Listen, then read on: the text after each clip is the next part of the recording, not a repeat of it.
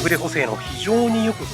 中華アクションカメラというのがこちらの XTU-S3 なんですね。自転車のハンドルにカメラの方を固定しているんですけれども、見ていただいた通りですね、手ブレ補正の方はかなりしっかりと効くんですよね。ではここからですね、手持ち撮影の方で映像の方を撮っていきたいと思います。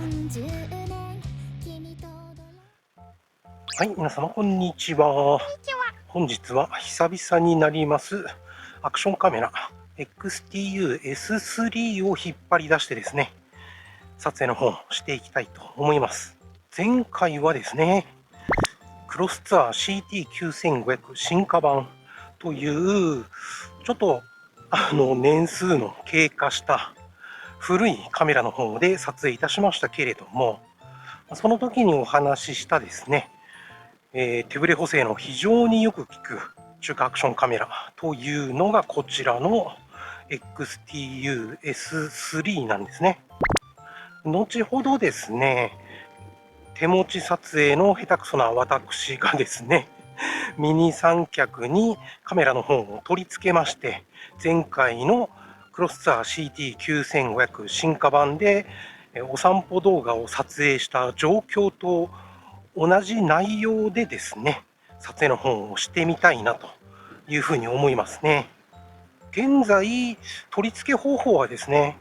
自転車のハンドルにカメラの方を固定しているんですけれども、見ていただいた通りですね、手ブレ補正の方はかなりしっかりと効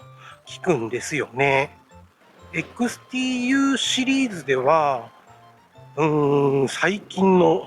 発売されているものに関しましては、ジャイロフローというですね、手ブレ補正専用のソフトウェアが対応になっている機種が多いんですけれども、こちらの S3 の方はちょっと風強いな。こちら S3 の方はですね、ジャイロフロー対応にはなっていないんですけれども、現在ですね、私が所有している中華アクションカメラの中では一番手ブレ補正の効いてくれるカメラなんですよね。そのため、ジャイロフロー対応ではなくてもですね、かなりしっかりとした補正をしてくれるので、かなりお気に入りのカメラではあるんですけれども、ただですね、コントラストがちょっと高いんですね。で、その影になっている部分がですね、ちょっと青っぽく出てしまいますので、そこが私にとってはちょっとネックかなというふうに思っているところなんですよね。強いて言えばそのくらいで、あとは特に不満という不満はないんですけれどもね。細かいことを言うとですね、いっぱい出てくるんですけれども、細かい不満にですね、目を向けるよりも、いいところを伸ばして、そういう映像が撮れたらいいなというふうに思いますので、あまり極端なひどい点がなければですね、気にならないといえば気にならないんですけれども、お値段もですね、安いっちゃ安かったので、当時はですね、そこそこいいお値段というふうには思ってはいたんですけれども、当時はかなりお安いカメラの方が多かったので、そう感じたんですけれども、今のお値段でしたら、内容から見るとですね、かなりお安いのではないかなと思うんですよね。少し風が強いので、ノイズキャンセラー機能の方をオンにいたしました。今までよりも風切り音がなくなって聞こえやすくなっているとは思うんですけども、ただですね、ちょっとこもった音声になるかもしれませんが、その点はですね、あらかじめご了承くださいということになります。自転車のハンドルにカメラを取り付けてですね、ブレの少ない映像が撮れる中華アクションカメラというのはですね、結構少ないんですよね。そのためですね、こちらの方はかなり重宝しているんですけれども、それとですね、3.5 ミリのピンジャックの変換ケーブル作りましたので、USB 端子からですね、3.5 ミリのピンジャックに変換いたしまして、そこにですね、外部マイクを使って音声収録の方もできるようになっておりますので、かなり使い勝手は良くなったんですよね。で、あまりにもお気に入りで、こちらの方をですね、XTU-S3、私実は2台所有しているんですね。そのうちの1台がこちらなんですけれども、外見はですね、こちら今使っているものかなりボロボロなんですけれども、新品の方はですね、箱入りでそのまま1台残してありますので、もしこれがですね、壊れてしまったといたしましても、もう1台同じ映像を同じ手ブレ補正で撮ることができるというのは、かなり私にとっては心強いんですね。そろそろですね、手持ち映像に切り替えたいと思います。はい。では、ここからですね、手持ち撮影の方で、映像の方を撮っていきたいと思います。ですね、青い空は出ているんですけれども、現在ですね、太陽の方がしっかりと雲に隠れてしまいましたので、ちょっとあまりいい映像が撮れないかなとは思うんですけれども、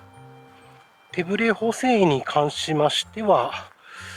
まあ必要な光量はあるであろうと思われますのでこのままですね、撮っていきたいと思いますけれども、さあ、どうでしょうか。現在ですね、ミニ三脚にカメラの方を取り付けまして、手持ち撮影で写しておりますけれども、私はですね、手ブレがひどいんですね。そのためですね、カメラにしっかりとした内蔵手ブレ補正の方を搭載していないとですね、かなりブレブレ、ガクガクの揺れ揺れの映像が撮れてしまうんですけれども、そんな私でもですね、かなりしっかり撮れるカメラがこちらの XTU-S3 という、まあ正直ですね、古いカメラにはなるんですけれども、それでもこれだけしっかりとしたですね、手ブレ補正の方を使えるカメラというのは、私が所有している安価な中華アクションカメラの中では、この機種しかないんですよね。ですから、こういったようなですね、手持ち撮影でしっかり撮れるカメラというのは、私にとっては非常に希少価値のあるカメラなんですけれども、こちらのカメラもですね、そこそこ古いカメラになりますので、こういう映像が撮れてしまうとですね、現在の安価な中華アクションカメラというのはですね、もうちょっと手ブレ補正頑張ってくれても